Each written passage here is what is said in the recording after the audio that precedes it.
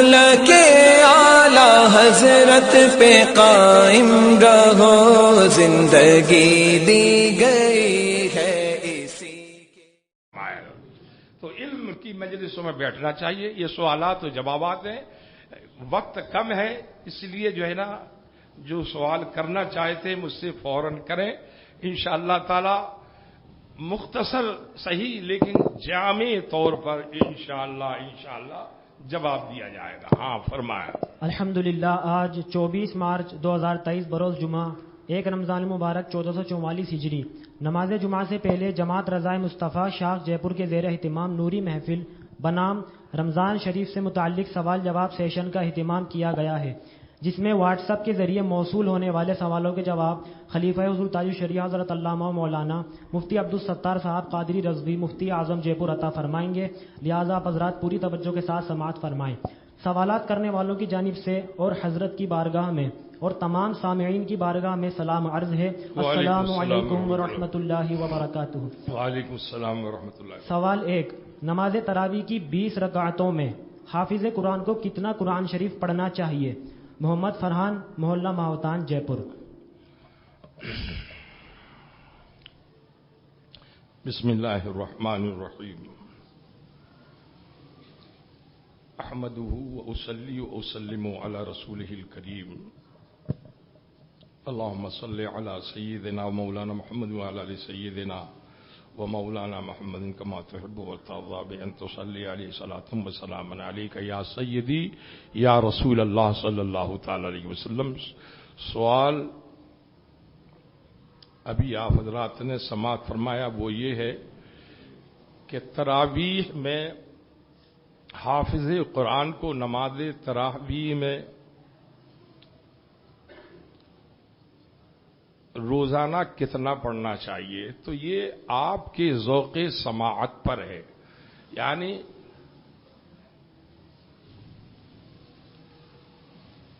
آپ جتنا ذوق و شوق رکھتے ہیں اپنے محلے کے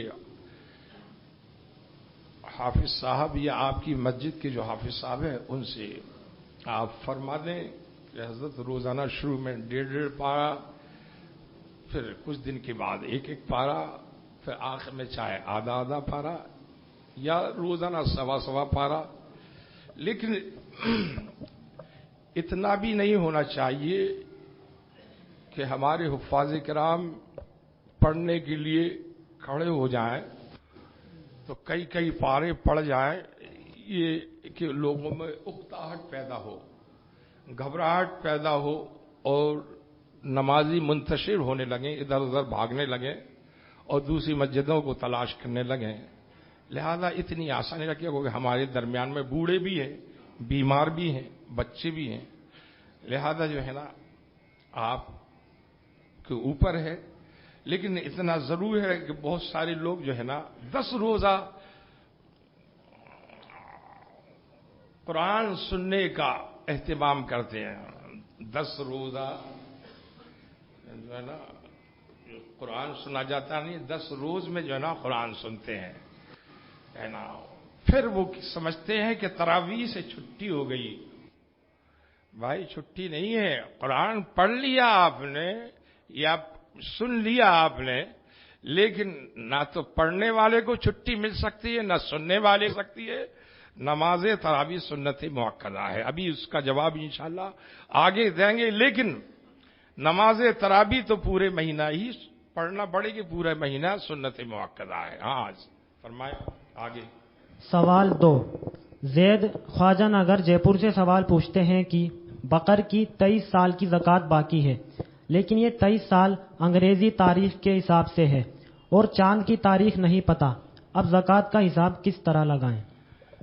بھائی چاند کی تاریخ کا ہی حساب لگانا پڑے گا آپ کو۔ مجھے کیا معلوم کہ وہ کون سا سن ہجری تھا جب آپ پر زکوٰۃ فرض ہوئی تھی، اور کون سا مہینہ تھا اور کون سا دن تھا، یہاں تک کہ جس دن زکوٰۃ فرض ہوئی ہو اسی دن نکالنا فرض ہے، اور جو رمضان المبارک کا انتظار کرتے ہیں یہ بہت گنہگار ہوتے ہیں، ہے نا۔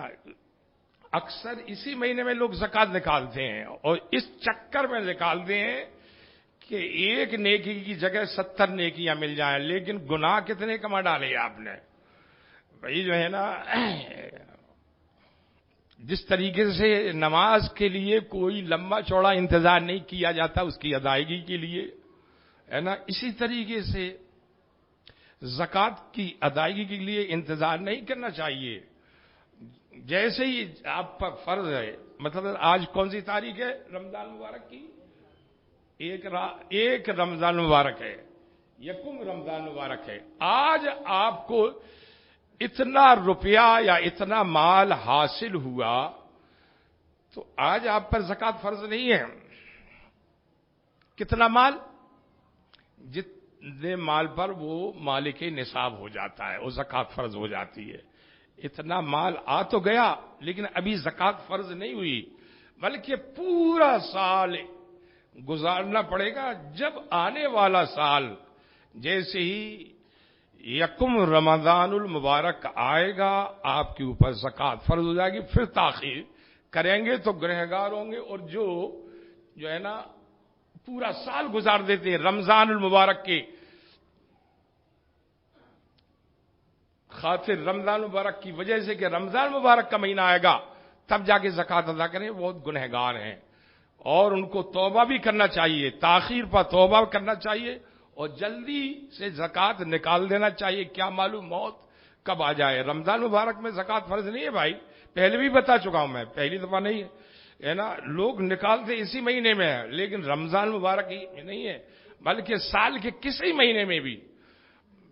عید کے مہینے میں آپ کو پیسہ حاصل ہوا تو آنے والی عید کے مہینے میں اسی تاریخ میں آپ پر زکات فرض ہو جائے گی۔ ایک سال گزرنا ضروری ہے نا۔ پہلی مرتبہ وہ فقیر تھا، مسکین تھا، لیکن پہلی مرتبہ مال حاصل ہوا تو پھر ایک سال گزرنا ضروری ہے۔ پھر اس کے بعد ہر فائدے کے لیے ایک سال نہیں، وہی جو پرانا نصاب کا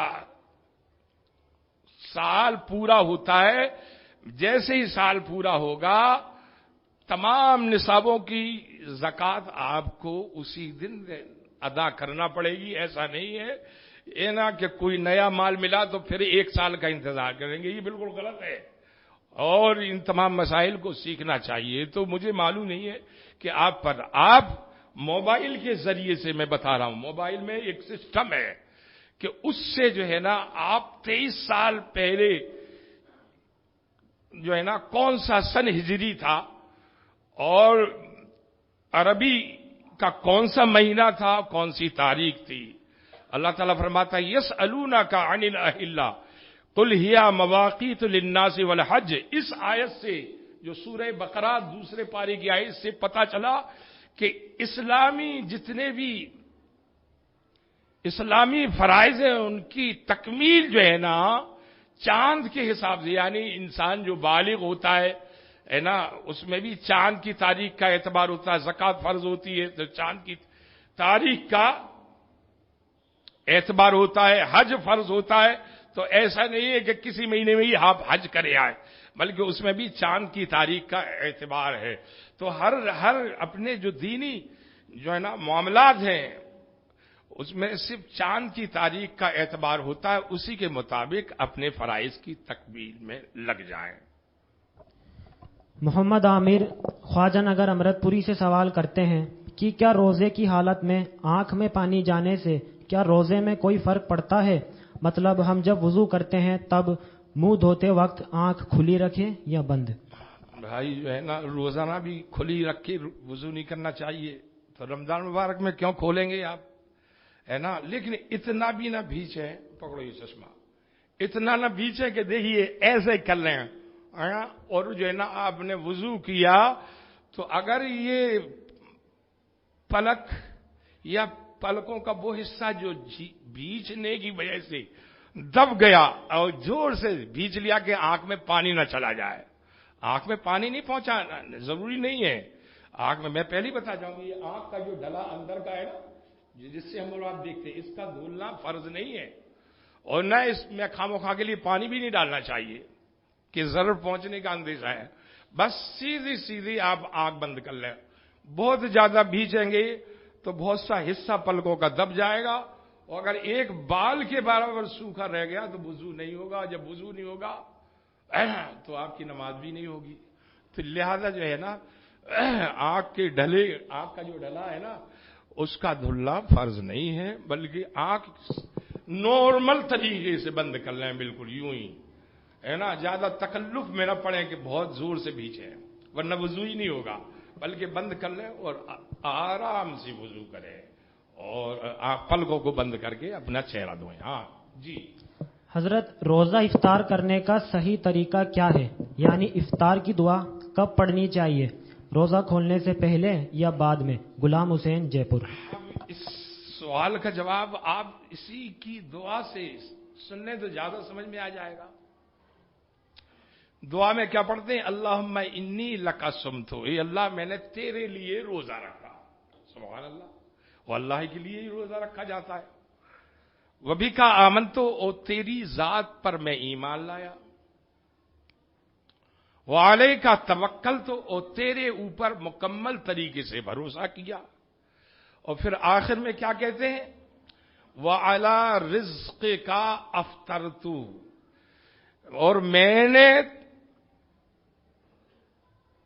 تیرے دیے ہوئے رزق سے افطار کیا. کیا ہے افطار؟ کروں گا ہے کہ کیا ہے؟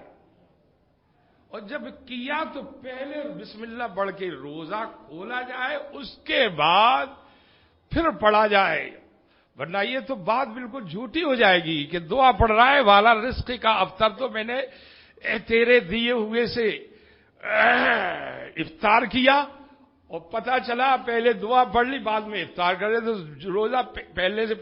روزہ کھولنے سے پہلے ہی جھوٹ بول رہے ہیں آپ. تو اس سے پتہ چلا کہ پہلے کچھ کھا لیا جائے، بسم اللہ شریف پڑھ کر کے کچھ کھا لیا جائے، چاہے ایک لقمہ ہی کیوں نہ کھائیں. ایک لقمہ کھانے کے بعد یا پورا کھا لیں اور پھر آپ دعا کریں اللہم انی لک صمت وبک آمنت وعلیک توکلت وعلی رزقک افطرت. ہے نا، تیرے ہی رزق سے روزہ کھولوں گا نہیں، تیرے ہی رزق میں نے روزہ کھولا. جب کھولا تو پہلے کھولو بعد میں دعا پڑھو، بعد میں یہ ڈسٹرب کرتا ہی رہے گا بھائی.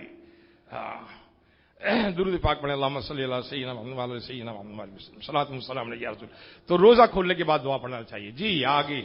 حضرت، کیا خواتین کو بھی نماز تراویح پڑھنا ضروری ہے یا پھر صرف مرد حضرات کو ہی نماز تراویح پڑھنا ضروری ہے؟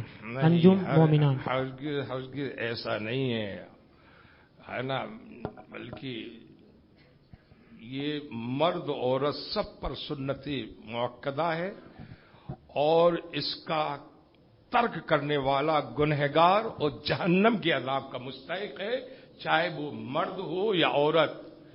ابھی گزشتہ کئی جمعوں میں نے تقریر کی ایھا الذین آمنوا قوا انفسکم واہلیکم نارا، اے ایمان والو تم اپنے آپ کو اپنے گھر والوں کو جہنم کی آگ سے بچاؤ.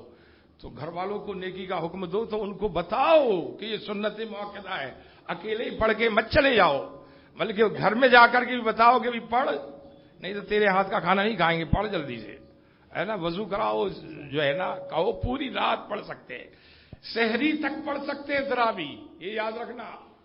لیکن فرض نماز اور وتر نماز کی ادائیگی سے قبل نہیں پڑھ سکتے ہیں.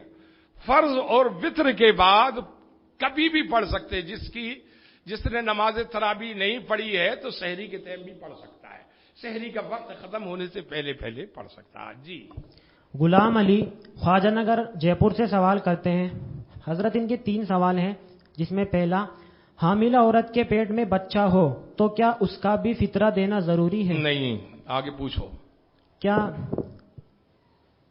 غیر مذہبوں کی مسجد کی اذان کی آواز سن کر روزہ کھول سکتے ہیں یا نہیں؟ میں نے خود دیکھا ہے جے پور میں 3 منٹ بعد سورج غروب ہوتا ہے اور بد مذہبوں کی یہاں اذانیں شروع ہو جاتی ہیں. اور میں نے ایک دفعہ تو چھت پر چڑھ کے دیکھا کہ سورج کی شعائیں بکھری ہوئی ہیں اور اذانیں ہو رہی ہیں.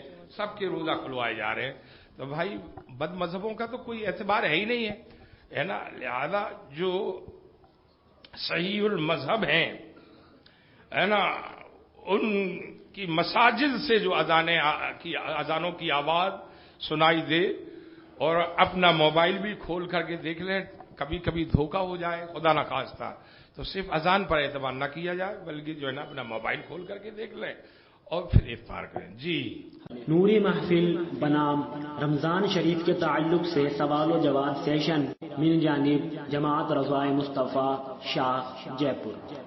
اگر کبھی کسی بد مذہب یا کافر کے یہاں روزہ افطار کرنا پڑ جائے تو ہمیں کیا کرنا چاہیے؟ کافر کے ہاتھ بچنا چاہیے، اور اگر جانا ہی پڑے کیونکہ بہت سارے ہمارے مسلمان بھائیوں کا لین دین ہے، تجارت کرتے ہیں، بزنس کرتے ہیں، کبھی پھنس جاتے ہیں ہے نا، تو اپنی کھجور جیب میں رکھ کر کے لے جائیں. اور اگر وہ اصرار کرے اور اگر کچھ کھا پی بھی لیا تو روزے میں کوئی فرق نہیں پڑے گا. رہی بات بد مذہبوں کی، تو یہاں تو خطرہ ہی خطرہ ہے، کیونکہ وہ ہماری طرح لگتے ہیں مسلمان، سیرت و صورت میں نماز بھی ہماری طرح پڑھتے ہیں، روزہ رکھتے ہیں، حج بھی کرتے ہیں، زکوٰۃ بھی دیتے ہیں. یہاں پر معاملہ بہت خطرناک ہے.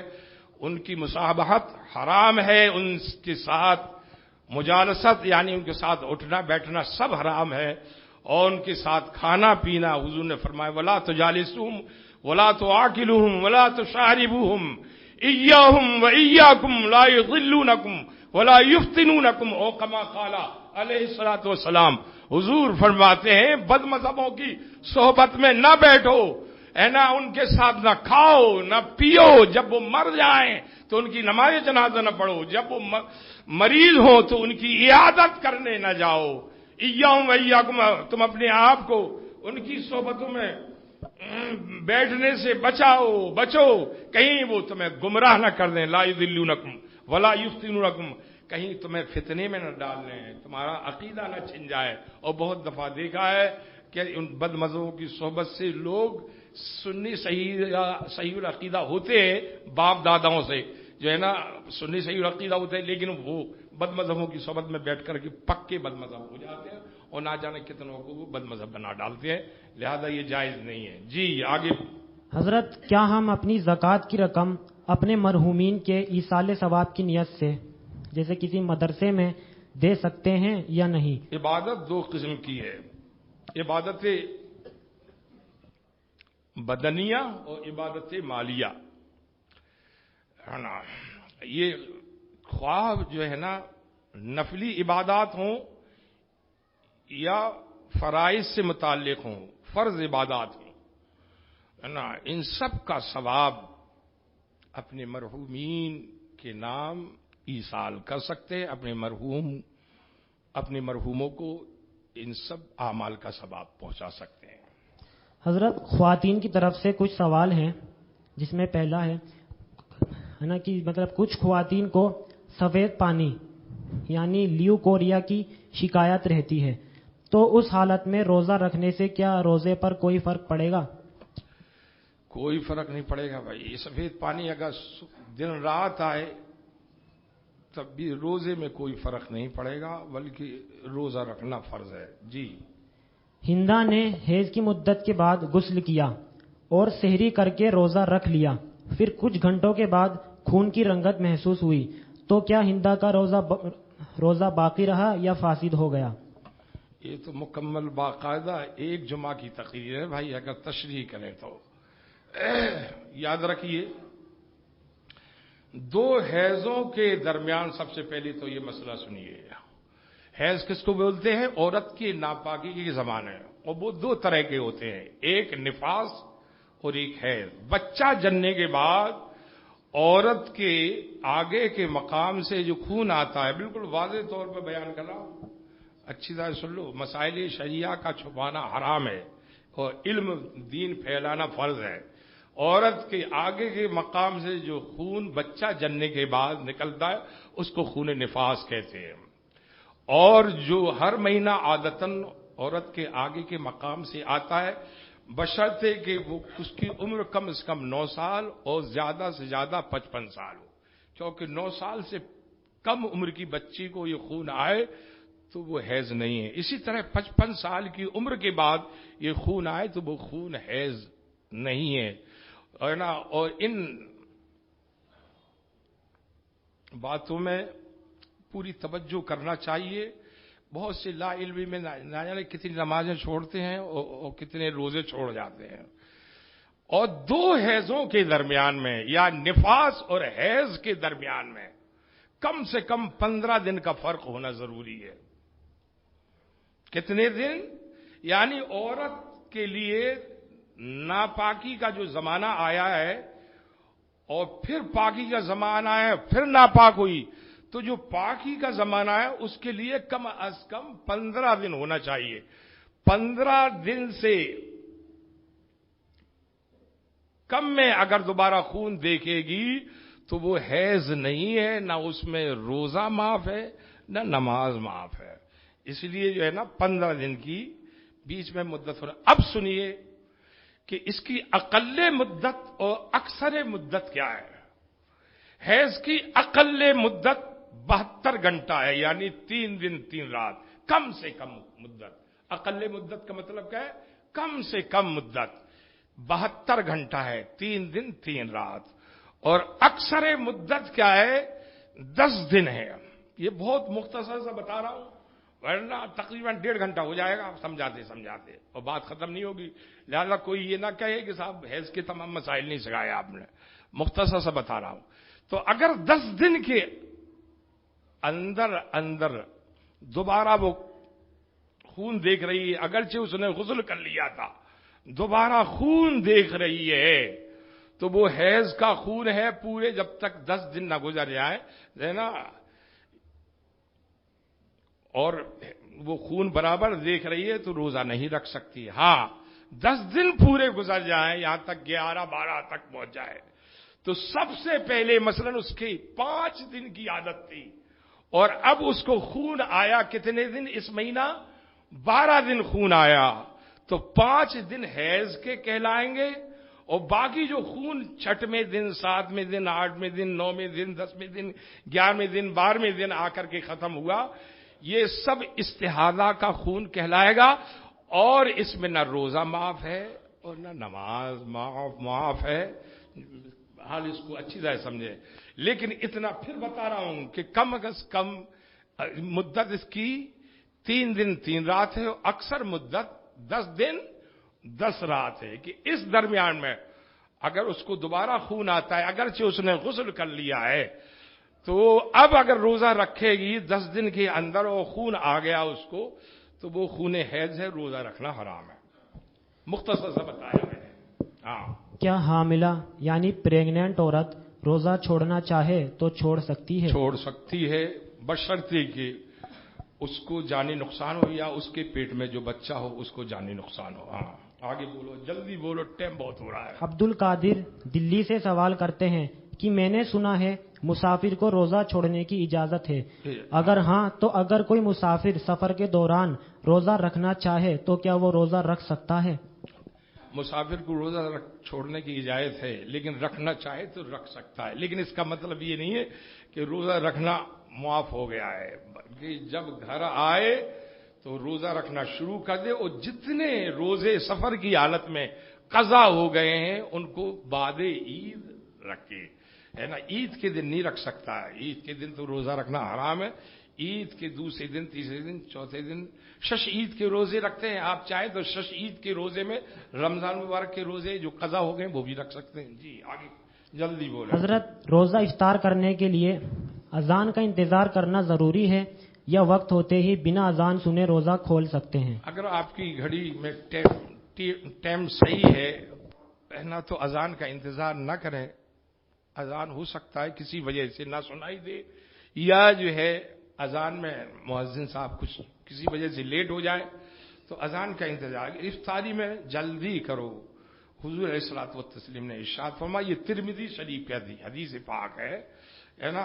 حضور علیہ السلام نے فرمایا افطاری میں جلدی کرو اور سحری میں تاخیر کرو اور یہ مستحب ہے، لیکن اتنی بھی جلدی نہ کرو جتنی جلدی ہمارے جے پور والے بہت سی مسجدوں میں کر ڈالتے کہ ابھی سورج غروب ہی نہیں ہوا کہ روزہ کھلوا دیا تو وہ تو روزہ ہی فاسد ہو. 1 منٹ پہلے بھی اگر روزہ کھول لیا تو اس میں روزہ فاسد ہو گیا. جی مفتی صاحب کی بارگاہ میں سوال عرض ہے کہ اگر افطار کرنے میں 2-3 منٹ کی دیری ہو جائے تو کیا روزہ فاسد ہو جاتا ہے؟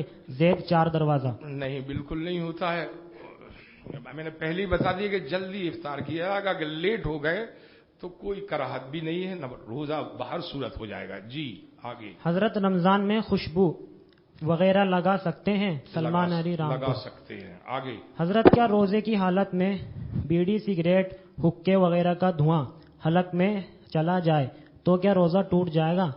بھائی چلا جائے تو ایک الگ بات ہے، دونوں میں فرق ہے. اور زبردستی ناک ہی اس کے پاس لے جانا یا منہ اس کے پاس لے جانا، اس کے دھواں کے پاس، اور اس کو کھینچنا اپنے پیٹ میں لے جانا، اگر ایسا کیا تو روزہ چلا جائے گا.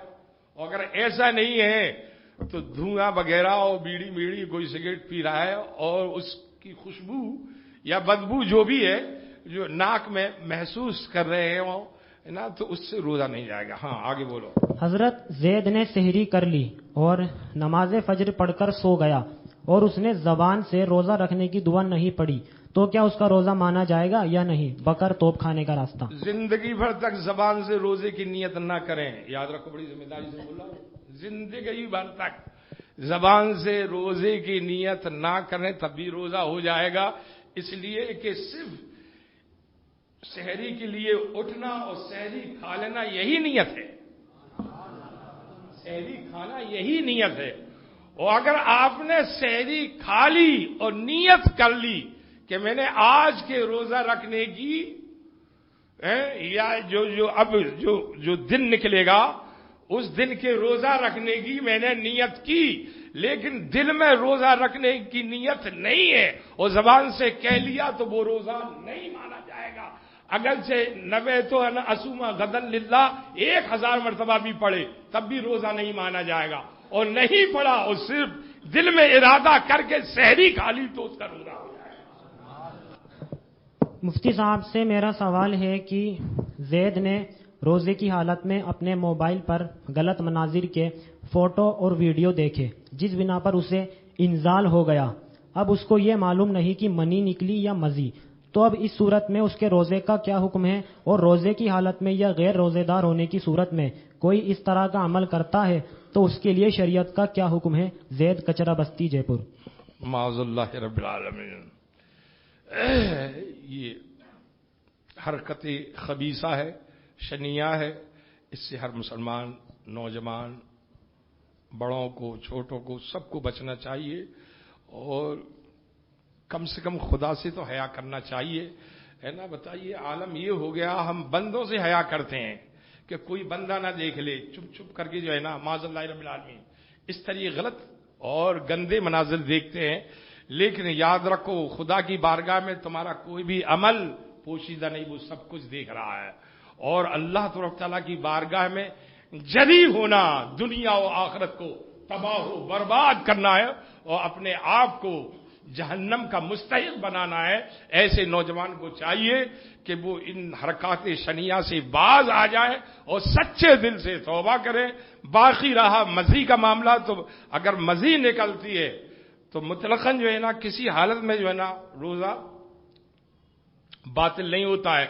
لیکن منی نکلتی ہے، اگرچہ عورت کی معاذ اللہ رب العالمین شرمگاہ کی طرف نظر کرنے سے یا جو ہے نا عورت کے چہرے پر برابر نظر جمانے سے ہے نا اگر انزال ہوتا تو روزہ تو نہیں جائے گا. لیکن اگر اپنی بیوی یا معاذ اللہ رب العالمین کسی غیر عورت کو گلے لگایا اور اس کو بھیچا اور انزال ہو گیا تو روزہ جاتا رہے گا. انزال کے مطلب ہوتا ہے جسم سے منی کا نکل جانا، اس کو انزال بولتے ہیں. تو اگر جو ہے نا بھیچنے کی یا چپکانے کی وجہ سے اپنی عورت ہو یا غیر کسی کو چپکایا، سینے سے لگایا، حالانکہ غیر کو لگانا تو بہت ہی زیادہ حرام ہے، لیکن اس حالت میں تو روزہ بہر صورت انزال جب ہو گیا ہے تو ہر صورت میں جو ہے نا جاتا رہے گا روزہ. لیکن صرف نظر جمائی شرمگاہ کی طرف یا چہرے کی طرف اور انزال ہو گیا یا اس طرح کی تصاویر دیکھ کر کے انزال ہو گیا تو روزہ نہیں جائے گا. اسی طریقے سے ہاتھ سے منی جو نکالتے ہیں معاذ اللہ رب العالمین، وہ اپنے ہاتھ سے نکاح کرتے ہیں. حدیث پاک میں جو ہے نا ان کے لیے فرمایا گیا کہ وہ اپنے ہاتھ سے نکاح کرنے والے ہیں، اور قیامت کے دن جب اٹھیں گے تو ان کے ہاتھ حاملہ ہوں گے. یاد رکھو، جس طرح عورتوں کے پیٹ حمل کی وجہ سے آگے نکلے رہتے، اسی طریقے ہاتھ میں بھی ان کے حمل ہوگا اور بڑی رسوائی ہوگی. اس لیے، اور اس میں بڑی تباہی و بربادی بھی ہے. جوانی لٹ جاتی ہے، جوانی کی خوشیاں تباہ و برباد ہو جاتی ہیں. کبھی تو ایسا ہوتا ہے کہ طلاق تک نوبت پہنچتی ہے، اس لیے کہ آدمی جوانی ہی میں مرد نامرد ہو جاتا ہے اور طلاق کی نوبت پہنچتی. ان تمام حرکات شریعہ سے ہاتھ سے منی نکالنے سے بھی روزہ چلا جاتا ہے. جی. احمد رضا جے پور سے سوال کرتے ہیں کہ حضرت روزے کی حالت میں چھوٹا استنجا یا بڑا استنجا کرنے کا صحیح طریقہ کیا ہے؟ کیا استنجا سے لاپرواہی میں روزے پر کوئی فرق پڑتا ہے؟ اس مسئلے کا تفصیل سے جواب عنایت فرما کر ہمارے قلوب کو روشن فرمائیں. چھوٹے استنجا میں تو کوئی فرق نہیں پڑے گا. اگر پیشاب کے سوراخ میں پانی ٹپکایا یا تیل ٹپکایا مثانے تک پہنچ گیا تب بھی کوئی فرق نہیں پڑے گا، روزہ نہیں جائے گا. لیکن بڑا استنجا ہے کہ آپ بڑا استنجا کرنے کے لیے گئے، یعنی باتھ روم میں گئے، جو ہے نا پاخانہ کرنے کے لیے گئے، بالکل کھلے لفظوں میں سنیے، اور پھر اس میں آپ نے آبی دست لیا اور اس میں مبالغہ کیا اور نیچے کو سانس لی، سانس کھینچ کر کے نیچے کو لی، ہے نا. اور جب آپ سانس نیچے کو لے جائیں گے تو جسم کا وہ حصہ کھلے گا، جب کھلے گا تو جب آپ پانی لیں گے تو کچھ اندر چلا جائے گا. تو اینیما جہاں لگایا جاتا ہے اس کی شروع سرا میں ہی اگر پانی چلا جائے، شروع حصے میں بھی پانی چلا جائے، جہاں بتی لگاتے ہیں وہاں پانی چلا گیا تو روزہ جاتا رہا. اور رہی بات چھوٹے استنجا کی، چھوٹے استنجا میں تو کوئی بات نہیں، لیکن بڑے استنجا میں مبالغہ سے کام نہیں لینا چاہیے. نارمل ہو گیا.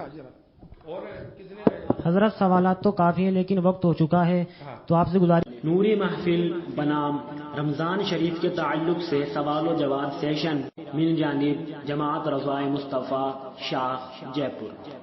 کی سوالات کرنے والے اور تمام سامعین کے لیے بالخصوص اراکین جماعت رضوائے مصطفیٰ کے لیے دعا فرما دیجیے. اللہ تعالیٰ سب پر اپنا فضل فرمائے. ابھی میں دعا کروں گا. اللہم صلی علی سیدنا مولانا محمد وعلی آل سیدنا و مولانا محمد کما تحب و ترضى بان تصلی علیہ صلاۃ و سلام علیک یا سیدی یا رسول اللہ. یا اللہ، جو کچھ ابھی میں نے سوال کرنے پر بتایا ہے، کوئی کمی رہ گئی ہو، لغزش ہوئی ہو، اپنے کرم سے میں بندہ حقیر ہوں، اپنے حبیب پاک کی صدقے میں تو فعل میں اسے معاف فرما دے. اور جو کچھ میں نے کہا تیری بارگاہ میں اگر مقبول ہو گیا ہے تو یا اللہ اس کا اجر و ثواب مجھے اور پورے حاضرین اور پوری امت مسلمہ سب کو عطا فرما دے. یا اللہ یہی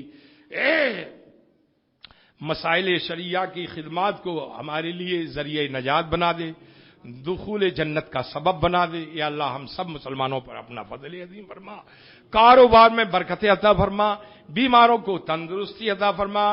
ہماری یہ بھی ایک تحریک ہے جو ہے نا جس کا نام ہے تحریک جماعت رضائے مصطفیٰ. بہت اچھے عمدہ سوال کیے ہیں، آپ لوگوں کی معلومات میں بھی اضافہ ہوا ہوگا اللہ کے فضل و کرم سے، ہے نا. ان کے لیے بھی دعا کرتے ہیں اللہ تعالیٰ انہیں سلامت رکھے، ان کی تحریک کو بھی سلامت رکھے، ہم سب مسلمانوں کو سلامت رکھے، ہم سب کے گھر والوں کو سلامت رکھے، اور خیریت و عافیت کے ساتھ ہمیں زندہ رکھے، اور ایمان پر ہم سب کا مغفرت کے ساتھ خاتمہ فرمائے. آمین بجاہ نبی. السلام علیکم وصلی اللہ تعالی وسلم علی خیر خلقی سیدنا و مولانا محمد والی اجمعین. آمین برحمت.